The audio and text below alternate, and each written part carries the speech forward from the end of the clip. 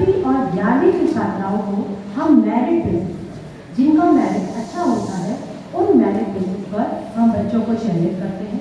और हम नवोदय के अलावा यहाँ के जो जीआईसी स्कूल्स हैं, आर्मी स्कूल्स हैं, केवी स्कूल्स हैं, उन बच्चों को भी हम पार्टिसिपेट कराते हैं। इसमें सबसे पहले जो बच्चों की साइंटिफिक अप्रोच है उसको बढ़ावा है। इसके साथ साथ expert talk, higher education motivation और साइंटिफिक अप्रोच का सबसे ज़्यादा ध्यान देते हैं। अभी रिसेंटली मैं बच्चों को लेकर DRDO डाइवर, आपने नाम सुना होगा, पिथौरागढ़ में जो है वहाँ पर लेकर गई थी। वहाँ पर बच्चों ने आर्मी के जो लोग अनफेवरेबल कंडीशन में रहते हैं, यानी कि जहाँ सियाचिन है, बहुत ठंडी जगह है, वहाँ पर आर्मी के लोग कैसे एरिया को फेस करते हैं, उस एनवायरनमेंट को फेस करते हैं, उसके लिए मेडिसिन बनाना चाहते हैं। तो बच्चों ने वहाँ के एक्सपेरिमेंट किए।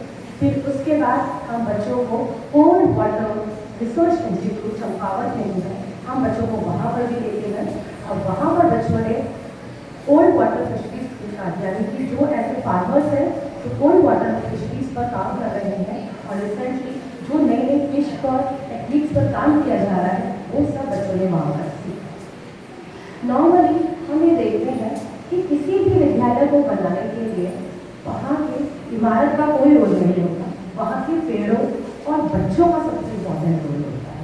जैसे कि हम जानते हैं ग्लोबल वार्मिंग, आप पिथौरागढ़ में रहते हैं, आपने खुद ही जुलाई के महीने में, अगस्त के महीने में गर्मी का महसूस किया होगा, बहुत ज़्यादा गर्मी महसूस की होगी।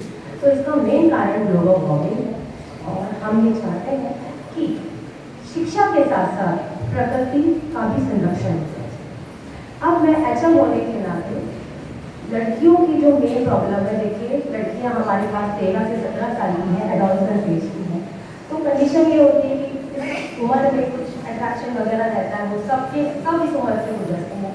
तो मैं पेरेंट्स से केवल यही एक रिक्वेस्ट करना चाहूँगी कि बच्चियों को समझाएं कि बेटा तुम्हारा ये जो समय है वो इन सब चीज़ों में पढ़ने का नहीं है। मेन जो तुम्हारा टारगेट है वो तुम्हारी स्टडीज है, तुम्हारी पढ़ाई है।